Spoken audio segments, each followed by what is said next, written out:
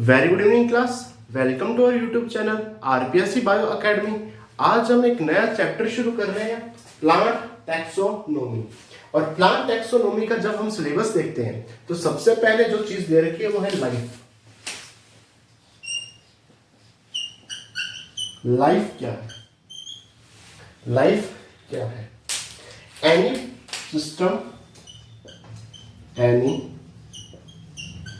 System capable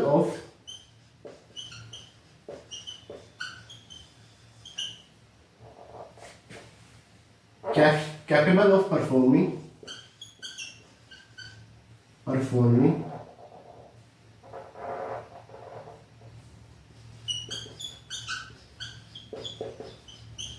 functions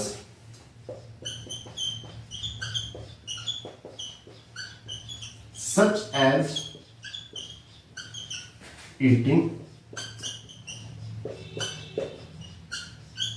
breathing, metabolizing,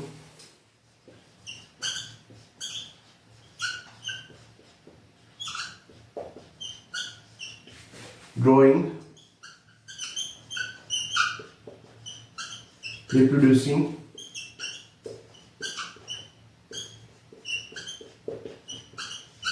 moving, and response to external stimuli. Responding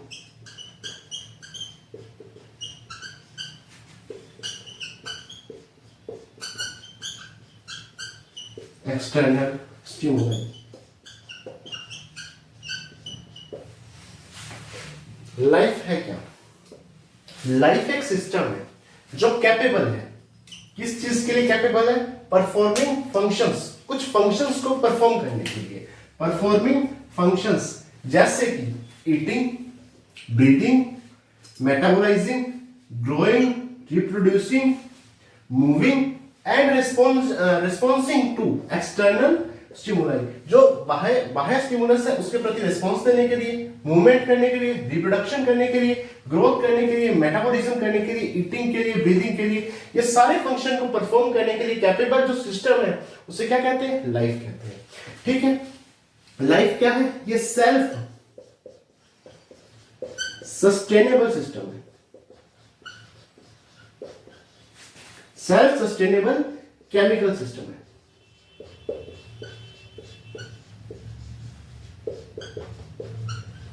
कैसा system है? Self sustainable, आत्मनिर्भर।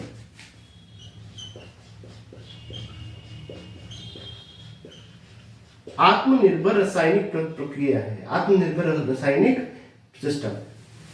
ठीक है, सेल्फ सस्टेनिंग केमिकल सिस्टम जो कि डार्विनियन इवोल्यूशन थ्योरी से कैपेबल है, जो कि डार्विनियन इवोल्यूशन थ्योरी से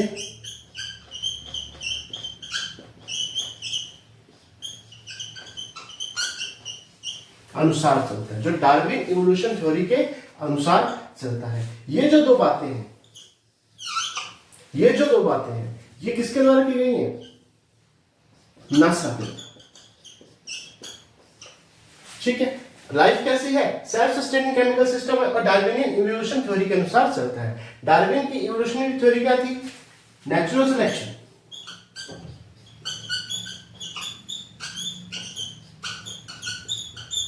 नेचुरल सिलेक्शन के अनुसार चलता है।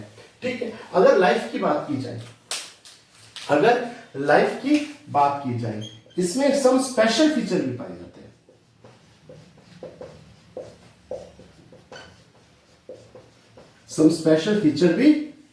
जाते हैं। तो ये एक सिस्टम है जो कैपेबल है परफॉर्म करने के लिए कुछ फंक्शन जैसे eating, breathing, metabolising, growing, reproducing, moving and responsing to external stimuli. ये सेल्फ सस्टेनेबल केमिकल सिस्टम है, आत्मनिर्भर रासायनिक प्रक्रिया है। डार्विनियन इवोल्यूशन थ्योरी की पालना करती है जो कि नेचुरल सिलेक्शन की बात करता है, और इस लाइफ में स्पेशल फीचर्स पाए जाते हैं। अब हम थोड़ा सा आगे चलते हैं।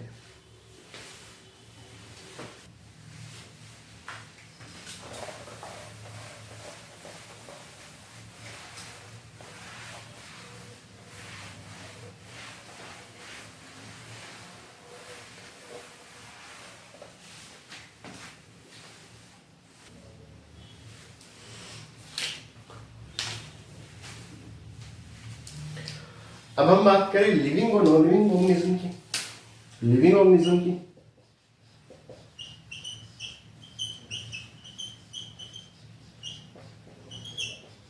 और नॉन लिविंग की।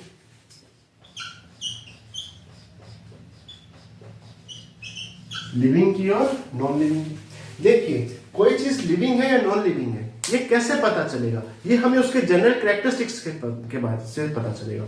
जो कैरेक्टरिस्टिक्स यहाँ पाए जाएंगे उन कैरेक्टरिस्टिक्स से ही हमें पता चलेगा। जैसे पहला कैरेक्टरिस्टिक्स है ग्रोथ, दूसरा है रिप्रोडक्शन,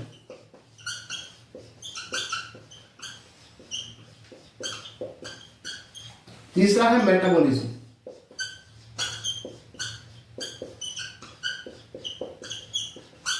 मेटाबॉलिज्म, चौथा है मूवमेंट,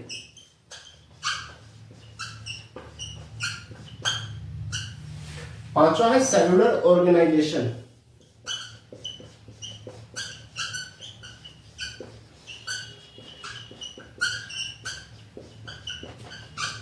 सेलुलर ऑर्गेनाइजेशन, छठा है कॉन्शियसनेस,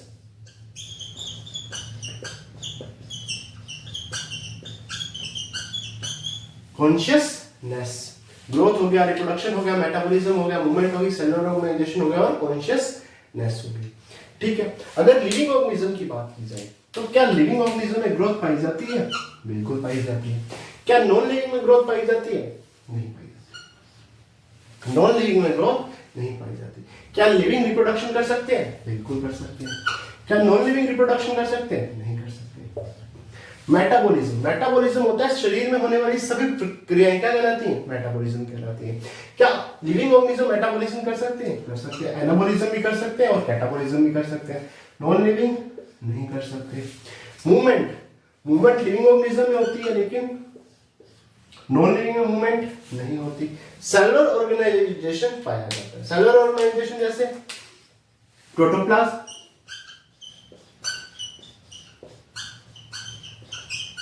प्रोटोप्लाज्म मिलकर सेल ऑर्गेनेली बनाता है, सेल ऑर्गेनेलीज बनाता है। ठीक है, ये मिलकर सेल बनाते हैं, सेल मिलकर टिश्यू बनाते हैं और टिश्यू क्या बनाते हैं? ऑर्गेनिज्म बनाते हैं। टिश्यू क्या बनाते हैं? ऑर्गेनिज्म बनाते हैं। तो क्या सेलुलर ऑर्गेनाइजेशन पाया जाता है? लिविंग में तो पाया जाता है, नॉन लिविंग में नहीं पाया जाता। क्या कॉन्शियसनेस पाई जाती है? लिविंग में पाई जाती है, नॉन लिविंग में नहीं पाई जाती। ठीक है, तो ये आ गया एक बेसिक कैरेक्टरिस्टिक्स जो लिविंग में पाई जाती है और नॉन लिविंग में नहीं पाई जाती। इन्हें थोड़ा सा और देखिए, एक कैरेक्टर है डिफाइनिंग कैरेक्टर।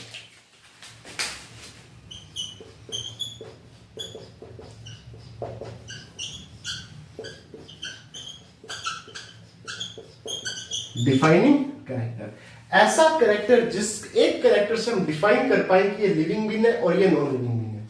ठीक है, यानी केवल एक कैरेक्टर से हम दोनों को डिफरेंशिएट कर पाए। जैसे मैंने बोला ग्रोथ, क्या ग्रोथ लिविंग में होती है? बिल्कुल होती है। क्या नॉन लिविंग में ग्रोथ होती है? नहीं होती। लेकिन मान लीजिए मैं एक डस्टबिन हूं और इस डस्टबिन में मैं कुछ ना कुछ डालता हूं, तो एक दिन ऐसा आएगा जब डस्टबिन भर जाएगा। जब डस्टबिन भर जाएगा तो क्या डस्टबिन में कचरे की ग्रोथ हुई? बिल्कुल हुई। तो हम नॉन लिविंग में भी ग्रोथ करवा सकते हैं। तो क्या ये डिफाइनिंग कैरेक्टर है? डिफाइनिंग कैरेक्टर नहीं, कैरेक्टर है। डिफाइनिंग कैरेक्टर वो है जो स्पेशल कैरेक्टर होगा जिससे हम क्या कर सकते हैं? अंतर कर सकते हैं। जैसे रिप्रोडक्शन, रिप्रोडक्शन लिविंग ऑर्गेनिज्म में होता है, नॉन लिविंग में नहीं होता। ठीक है, अगर मैं बात करूं, किसकी बात करूं? अगर मैं मेल हॉर्स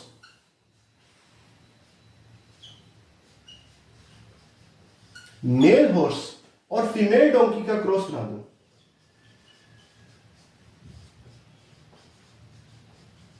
तो यहां से जो संतान पैदा होगी वो होगी मूल, और ये स्टेराइल है। ये कैसी है? स्टेराइल है। ये रिप्रोडक्शन नहीं कर सकती। तो ऐसे लिविंग ऑर्गेनिज्म भी हैं जो रिप्रोडक्शन नहीं कर सकते। जैसे एक मिनट ले लूं मेल टाइगर, मेल लोयन ले लूं और फीमेल टाइगर ले लूं, इन दोनों से संतान बनेगी लाइगर, ये स्टेराइड है, ये रिप्रोडक्शन नहीं कर सकता। तो ऐसे लिविंग ऑर्गेनिज्म भी हैं जो रिप्रोडक्शन नहीं कर सकते। जैसे हमने हनी बी में मेड ड्रोन देखा था, ये पार्थिनोजेनेसिस से क्या हुआ था? मेड ड्रोन देखा था, ये पार्थिनोजेनेसिस से पैदा हुआ था। ठीक है, तो यहां पे भी रिप्रोडक्शन नहीं हुआ। तो कुछ ऐसे लिविंग ऑर्गेनिज्म भी हैं जिनमें रिप्रोडक्शन नहीं पाया जाता। तो क्या रिप्रोडक्शन डिफाइनिंग कैरेक्टर है? नहीं है। तीसरा है मेटाबॉलिज्म। मेटाबॉलिज्म तो लिविंग ऑर्गेनिज्म में पाया ही जाएगा और नॉन लिविंग में नहीं पाया जाएगा। मेटाबॉलिज्म क्या है? डिफाइनिंग कैरेक्टर है, ये डिफाइनिंग कैरेक्टर है। मूवमेंट, मूवमेंट लिविंग में भी हो सकती है, नॉन लिविंग में भी मूवमेंट हम करवा सकते हैं। ठीक है, नॉन लिविंग में मूवमेंट हम करा सकते हैं। जैसे कोई लोहे की चीज है, ठीक है, उसको चुंबक के पास लाए तो क्या लोहा मूवमेंट करेगा? करेगा। तो नॉन लिविंग में मूवमेंट हो सकती है। सेलुलर ऑर्गेनाइजेशन, ये केवल लिविंग ऑर्गेनिज्म का कैरेक्टर है। सेलुलर ऑर्गेनाइजेशन केवल लिविंग ऑर्गेनिज्म का कैरेक्टर है। कॉन्शियसनेस केवल लिविंग ऑर्गेनिज्म का कैरेक्टरिस्टिक्स है। तो डिफाइनिंग कैरेक्टर कितने हैं? 3 हैं। कौन कौन से हैं? मेटाबॉलिज्म, सेलुलर ऑर्गेनाइजेशन और कॉन्शियसनेस। मेटाबॉलिज्म, सेलुलर ऑर्गेनाइजेशन और कॉन्शियसनेस, ये है डिफाइनिंग कैरेक्टर। केवल इन कैरेक्टर के बेस पे ही हम लिविंग ऑर्गेनिज्म को नॉन लिविंग ऑर्गेनिज्म से अलग कर सकते हैं। ठीक है, हम ग्रोथ से अलग नहीं कर सकते क्योंकि ग्रोथ नॉन लिविंग में भी करवा सकते हैं। रिप्रोडक्शन तो कुछ ऐसे लिविंग ऑर्गेनिज्म है जिनमें रिप्रोडक्शन नहीं होता, जैसे मूल हो गया, ठीक है, लाइगर हो गया, मेड ड्रोन हो गया। लेकिन metabolism, movement, metabolism, cellular organization और कॉन्शियसनेस ऐसे कैरेक्टरिस्टिक्स हैं जो केवल लिविंग बीइंग्स में ही पाए जाते हैं। इन्हें डिफाइनिंग कैरेक्टरिस्टिक्स कहते हैं, ये डिफाइनिंग कैरेक्टर कहते हैं। अब हम आगे चलते हैं।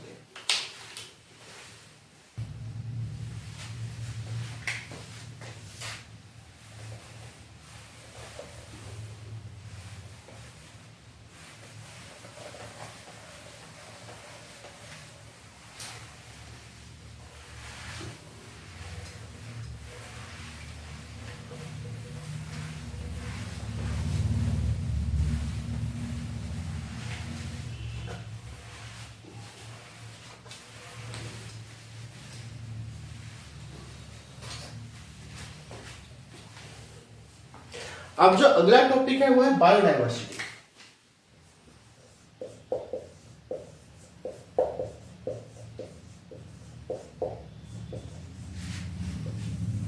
बायोडायवर्सिटी, अगर बायोडायवर्सिटी की बात की जाए, बायोडायवर्सिटी है क्या?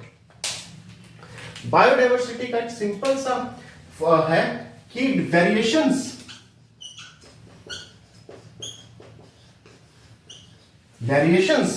among living organisms,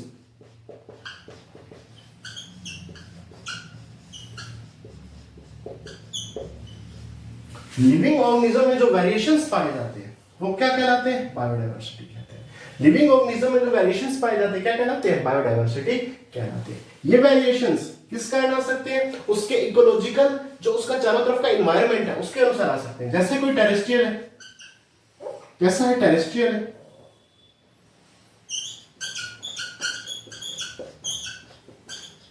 marine water में पाया जा रहा है कोई,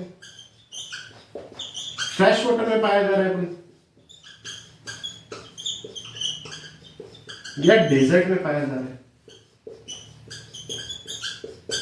ठीक है, तो यहां पे क्या आएंगे? वेरिएशंस ही तो आएंगे लिविंग ऑर्गेनिज्म में, वो क्या कहलाएंगे? बायोडायवर्सिटी का कहलाएंगे। देखिए अब तक 1.7 मिलियन से 1.8 मिलियन तक स्पीशीज की खोज हो चुकी है, जिसका प्रॉपर नोमेनक्लेचर हो चुका है और क्लासिफिकेशन हो चुका है।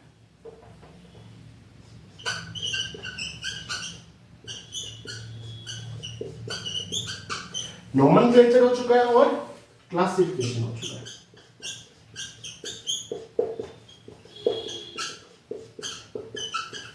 जिसमें से 1.2 तो है एनिमल और 0.5 क्या है? प्लांट्स है। 0.5 मिलियन क्या है? प्लांट्स है और 1.2 मिलियन क्या है? एनिमल्स।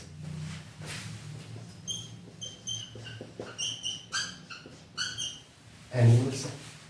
ठीक, ये एनिमल्स 70% कैसे है, इंसेक्ट्स है।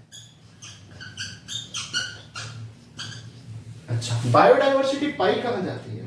अगर बायोडायवर्सिटी की बात की जाए तो ये रेन फॉरेस्ट में,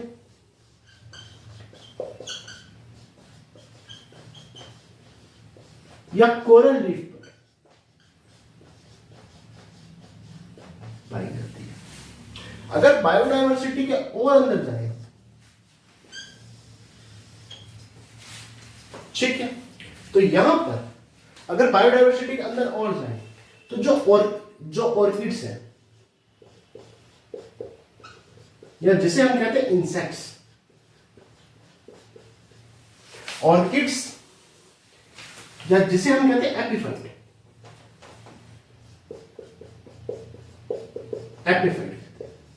एपिफाइट्स, ऑर्किड्स या एपिफाइट्स। एपिफाइट्स कौन से प्लांट्स होते हैं? एपिफाइट्स वो प्लांट्स होते हैं जो प्लांट्स के ऊपर उगते हैं। प्लांट्स ऑन ए प्लांट्स, यानी पौधों के ऊपर उगने वाले पौधों को क्या कहते हैं? एपिफाइट्स कहते हैं। जैसे ऑर्किड्स हो गया, पौधे के ऊपर उगने वाले पौधे को क्या कहते हैं? एपिफाइट्स कहते हैं। जैसे ऑर्किड्स हो गया, 20,000 स्पीशीज ऑर्किड्स की पाई जाती है या एपिफाइट्स की पाई जाती है। इसे हिंदी में अधिपादप कहते हैं।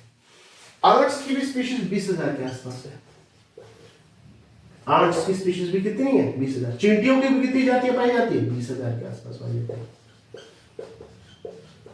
20,000 के आसपास पाई जाती है।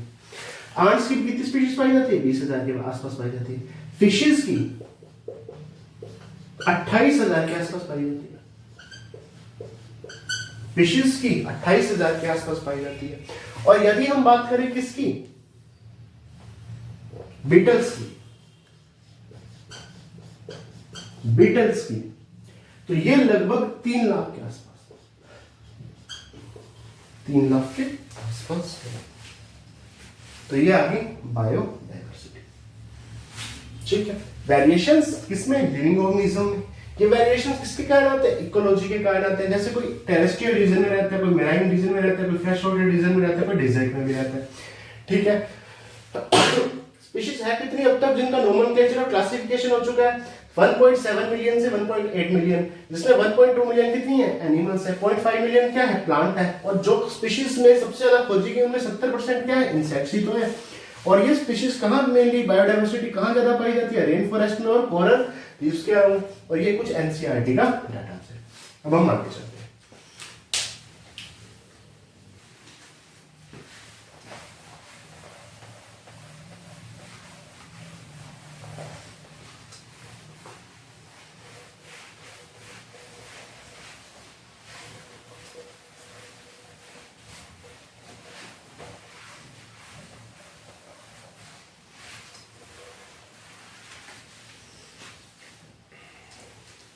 अगर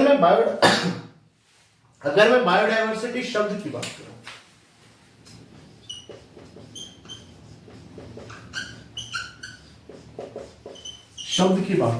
तो ये वर्ड जो दिया था डब्ल्यू रोजे ने दिया था। किसने दिया था? डब्ल्यू रोजे ने दिया था। और यदि इस बायोडायवर्सिटी को पॉपुलर किसने किया था? किसने पॉपुलर किया था? वो थे एडवर्ड विल्सन।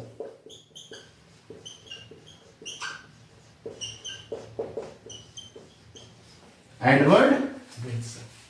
बायोडायवर्सिटी बेसिकली 3 प्रकार की है। पहले प्रकार की जो बायोडायवर्सिटी है उसे कहते हैं genetical biodiversity, genetic diversity, genetic diversity.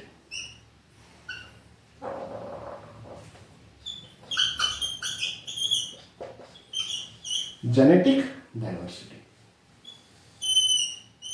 Genetic diversity.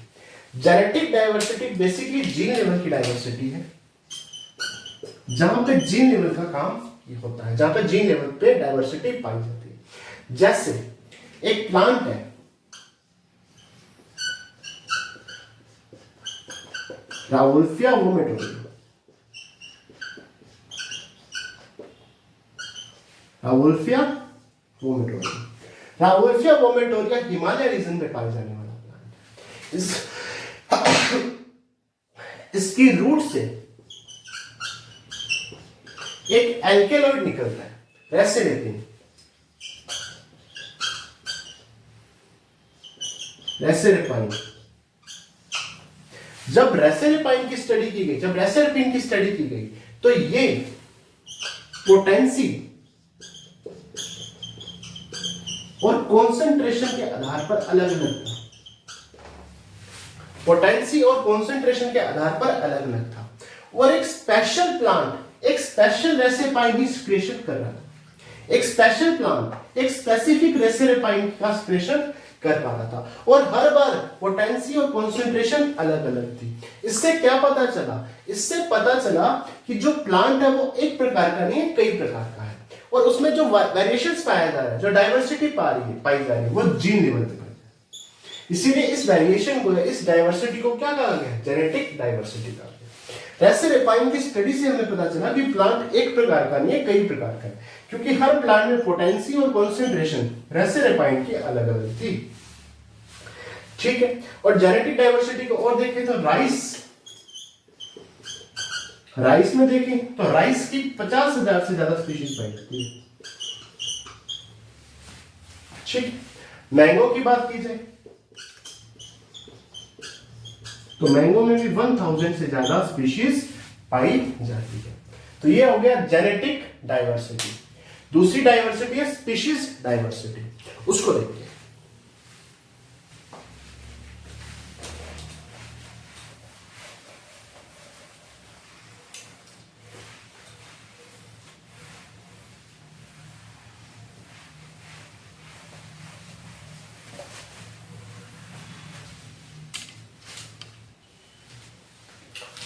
अब हम बात करते हैं species diversity.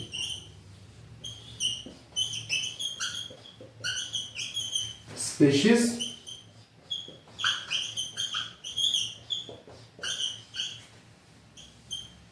Diversity. Species diversity की जब हम बात करें, इसमें दो चीजें बेसिकली हमें पढ़ेंगे। पहली है स्पीशीज की रिचनेस होनी चाहिए,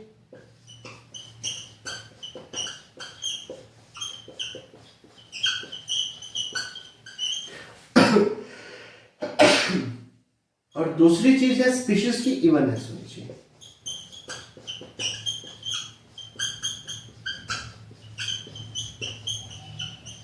स्पीशीज की रिचनेस और स्पीशीज की इवननेस, ये दो चीजें बेसिकली होनी चाहिए। जैसे कोई पर्टिकुलर एरिया,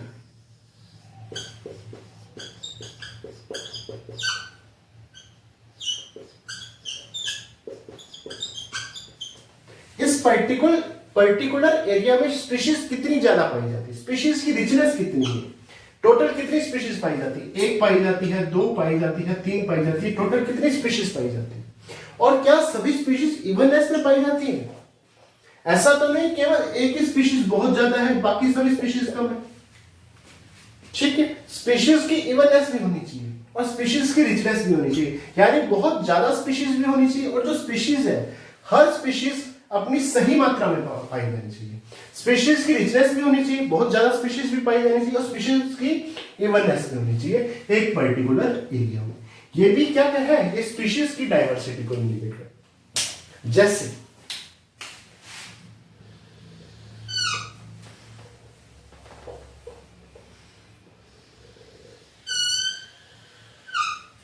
मान लीजिए साउदर्न इंडिया है, भारत का दक्षिणी हिस्सा है, ठीक।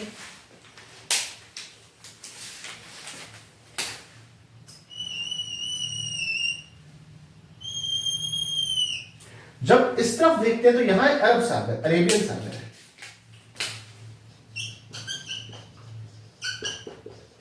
अरेबियन सी है, यहां है बे ऑफ बंगाल, बंगाल की खाड़ी, और यहां क्या है? अरब सागर है। ये है समुद्र है, और ये भी बेसिकली क्या है? समुद्र है। नीचे हिंद महासागर आ गया। यहां पे जो घाट है उसे कहते हैं वेस्टर्न घाट,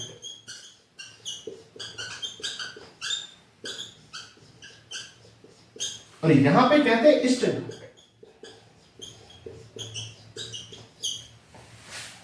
वेस्टर्न घाट के ऊपर ज्यादा पाई जाती है स्पीशीज डाइवर्सिटी, ज्यादा डाइवर्सिटी पाई जाती है किसकी? एम्फीबियन की। किसकी तुलना में? ईस्टर्न घाट की तुलना। ठीक है, तो हमने एक पर्टिकुलर एरिया ले लिया कि वेस्टर्न घाट और ईस्टर्न घाट में सबसे ज्यादा स्पीशीज किसकी पाई जाती है, एम्फीबियंस की। ठीक है, हमने यहाँ स्पीशीज की रिचनेस भी ले ली कि स्पीशीज ज्यादा पाई जाती है एम्फीबियंस वगैरह की, और स्पीशीज की इवननेस भी ली। तो दोनों को लेकर स्पीशीज रिचनेस होगी कि स्पीशीज बहुत ज्यादा मात्रा में पाई जाए, जैसे एक भी पाई जाए, दो भी पाई जाए, तीन भी पाई जाए, चार भी पाई जाए, पांच भी पाई जाए, और इवननेस होगी सब इवन मात्रा में पाई जाए। ऐसा नहीं होगी केवल एक ही स्पीशीज का प्रभाव। तो जब हमने दोनों की स्टडी की तो हमें पता चला कि वेस्टर्न घाट पे बहुत ज्यादा मात्रा में डायवर्सिटी पाई जाती है ईस्टर्न घाट की तुलना में। चूंकि ये स्पीशीज किससे रिलेटेड थी, एम्फीबियन से रिलेटेड थी, तो इसे क्या बोला गया, स्पीशीज डायवर्सिटी बोला।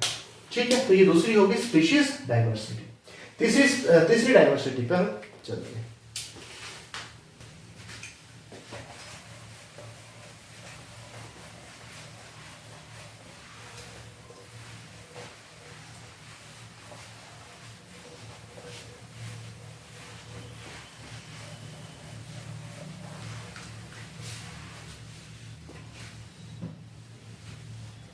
अब हम बात करते हैं तीसरी डायवर्सिटी की, इकोलॉजिकल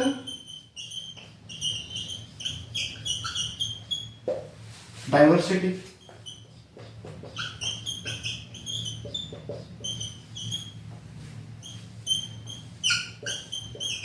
इकोलॉजिकल डायवर्सिटी की ये डायवर्सिटी बेसिकली बड़ी है।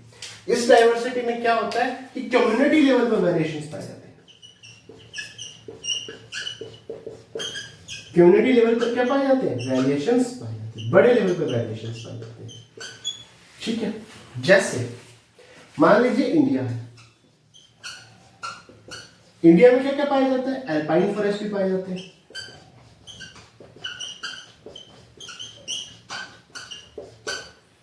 एल्पाइन फॉरेस्ट भी पाए जाते हैं, रेन फॉरेस्ट भी पाए जाते हैं, डेजर्ट भी पाया जाता है।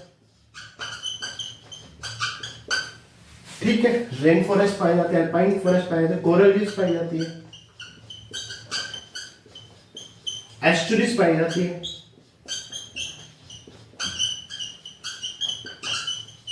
एस्चुरीज पाई जाती है। अगर इंडिया का कंपैरिजन करें नॉर्वे से, तो इंडिया में जो बायोडायवर्सिटी है वो ज्यादा है। क्या है, ज्यादा है। ठीक है, अगर एल्पाइन फॉरेस्ट की बात की जाए तो एल्पाइन फॉरेस्ट वो होते हैं जो ऊंचे फॉरेस्ट होते हैं। ठीक है, जो पहाड़ों पे जो फॉरेस्ट पाए जाते हैं, अप्रोक्सीमेटली पहाड़ी फॉरेस्ट कह सकते हैं। रेन फॉरेस्ट जिसे जंगल हम बेसिकली कहते हैं। डेजर्ट मरुस्थल आ गया। कोरल रीफ्स क्या होती है, कोरल रीफ्स क्या होती है, ये अंडर वाटर इकोसिस्टम है, इकोसिस्टम है। जो कोरल्स होते हैं, कोरल्स कैल्शियम कार्बोनेट का सिक्रेशन करते हैं।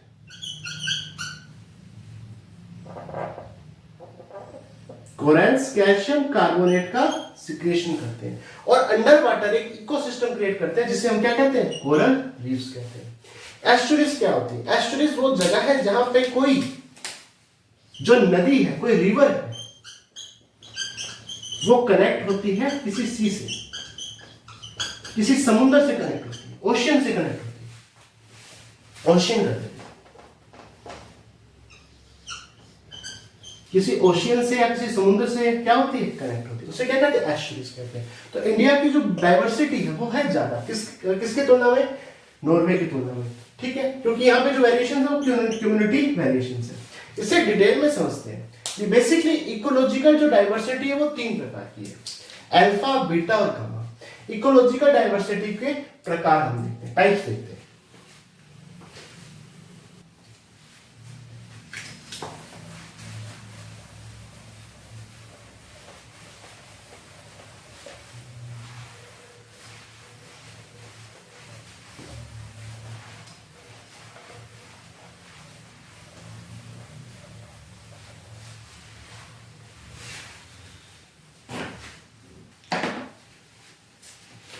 इकोलॉजिकल डाइवर्सिटी,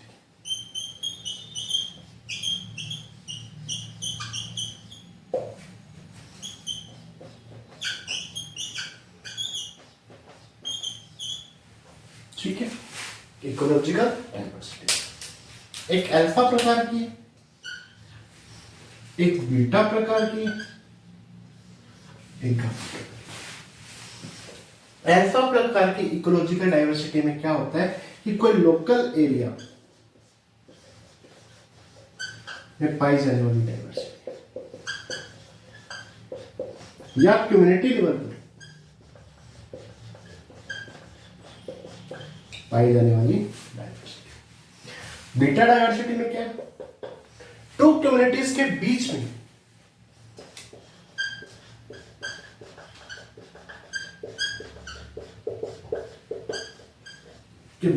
जो डाइवर्सिटी का अंतर है, जो डाइवर्सिटी है वो कौन सी आ गई, बीटा डाइवर्सिटी। गामा डाइवर्सिटी कौन सी, गामा डाइवर्सिटी है किसी लार्जर जियोग्राफिकल एरिया में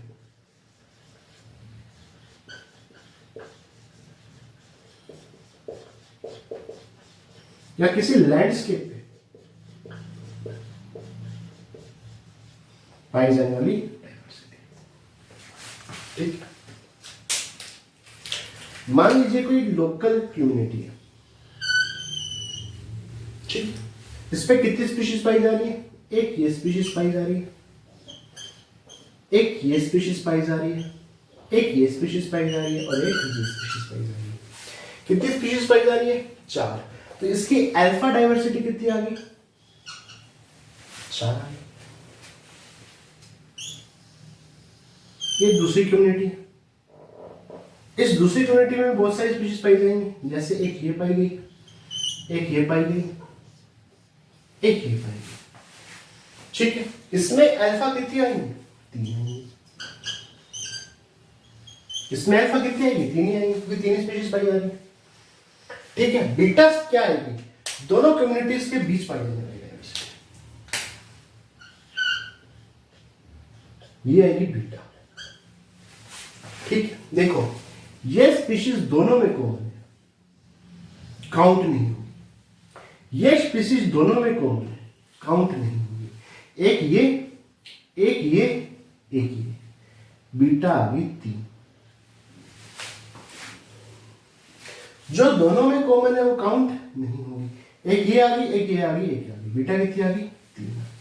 गामा है लार्जर जियोग्राफिकल एरिया में या लैंडस्केप में, तो लार्जर जियोग्राफिकल एरिया सारा ही आ जाएगा। ये लो, इस पे कितनी बायोडाइवर्सिटी पड़ेगी, तो देखो ये 4, 1 2 3 4, ये रिपीट हो गया, ये रिपीट हो गया, ये रिपीट हो गया, ये वही है, तो 5 हो गए। 1 2 3 4, ये रिपीट, ये रिपीट, ये रिपीट और ये 5, तो गामा कितनी होगी, तो ये है अल्फा, बीटा और गामा बायोडाइवर्सिटी, इकोलॉजिकल डाइवर्सिटी के टाइप्स। आगे चलते हैं।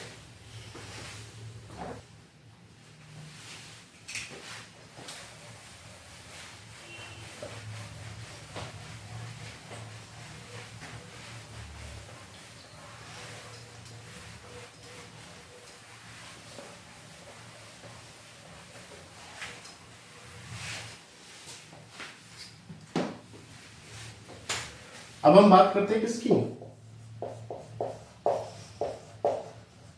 टैक्सोनॉमी। टैक्सोनॉमी में 2 शब्द हैं,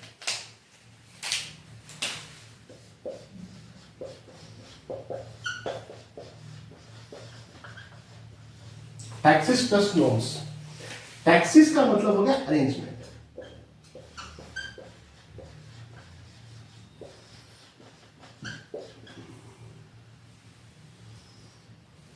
और नॉर्म्स का मतलब हो गया रूल या लॉ।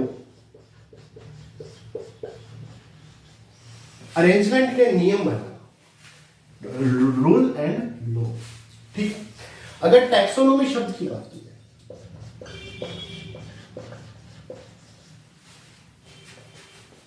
वर्ड की बात की, यह दिया था एपीडी कैंडोल ने,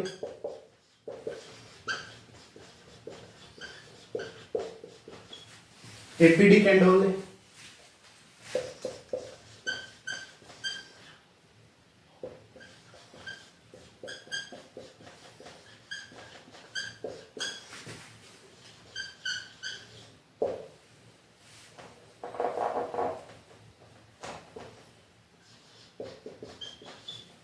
theory elementary de law, botany क्यों नामक बुक में।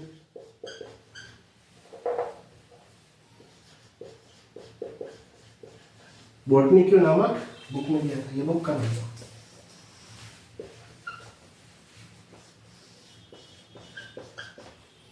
बुक का नाम था। अगर फादर ऑफ टैक्सोनॉमी की बात की जाए, Carolus Linnaeus, Carolus Linnaeus, Carolus Linnaeus. ठीक है। टैक्सोनॉमी में बेसिकली 3 चीजें आती हैं। टैक्सोनॉमी में कितनी चीजें आती हैं? 3 चीजें।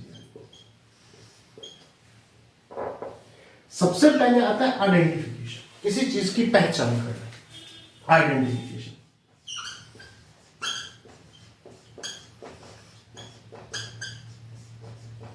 आइडेंटिफिकेशन, आइडेंटिफिकेशन, किसी चीज की पहचान करना।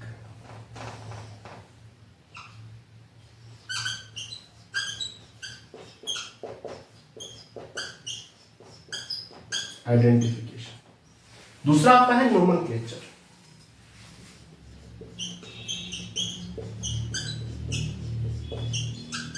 तीसरा आता है क्लासिफिकेशन।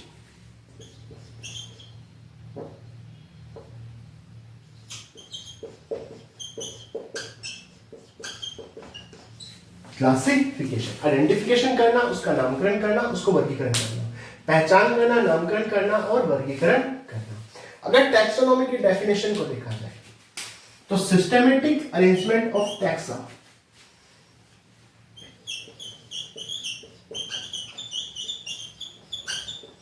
सिस्टेमेटिक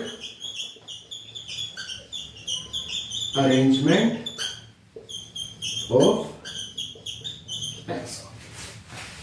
ठीक, ये टैक्सोनॉमी की डेफिनेशन है। टैक्सेस प्लस नॉर्म्स 2 शब्दों से मिलकर बना है, अरेंजमेंट, रूल या लॉ। टैक्सोनॉमी शब्द एपीडी कैंडोले ने theories elementary de law botany की बुक में दिया था। फादर है कैरोलस लीनियस।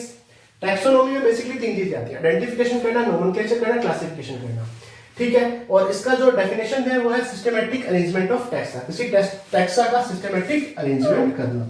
और ये डेफिनेशन स्कूल लेक्चरर 2022 में, आरपीएससी स्कूल लेक्चरर 2022 में, इसीलिए यही डेफिनेशन लिखी। और भी बहुत सारी डेफिनेशन थी, मैंने यही लिखी क्योंकि ये स्कूल लेक्चरर 2022 में आई हुई है। ठीक है, अब आगे चलते हैं।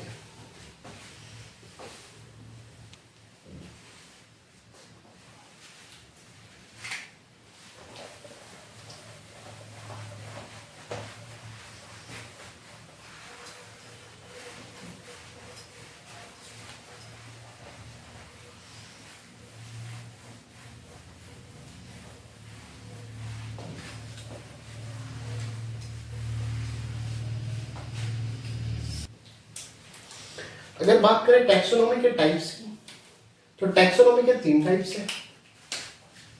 अल्फा टैक्सोनॉमी,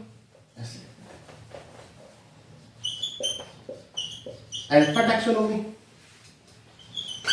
बीटा टैक्सोनॉमी और गामा टैक्सोनॉमी।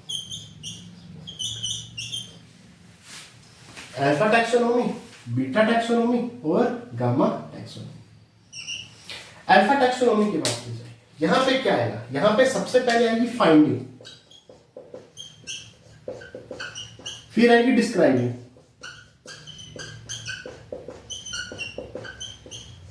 फाइंडिंग, डिस्क्राइबिंग और नेमिंग। किसकी? टैक्सा। किसी टैक्सा की फाइंडिंग, डिस्क्राइबिंग और नेमिंग करना अल्फा टैक्सोनॉमी की। बीटा टैक्सोनॉमी की बात की जाती है। बीटा टैक्सोनॉमी में क्या चीज आएगी? बेसिकली बीटा टैक्सोनॉमी में आएगा अरेंजमेंट,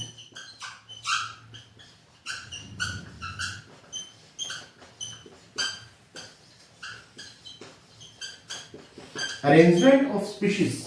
किसकी अरेंजमेंट? जातियों का अरेंजमेंट। किसके आधार पर? नेचुरल सिस्टम के आधार पर।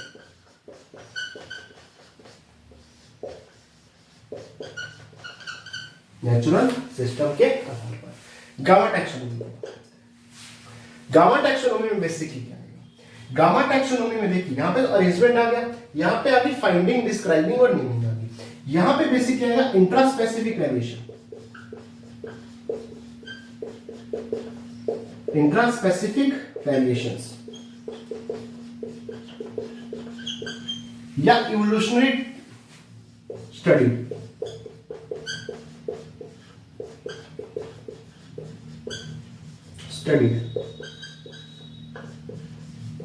देखिए यहां हमने टैक्सा को फाइंड किया, उसे डिस्क्राइब किया, उसे नाम दे दिया, यहां पे उसका अरेंजमेंट किया नेचुरल सिस्टम के आधार पे, और यहां पे एक एक चीज की स्टडी की, उसकी एक एक वेरिएशंस की स्टडी की, इसके आधार पे इवोल्यूशन के आधार पे, इवोल्यूशनरी बेस के आधार पे।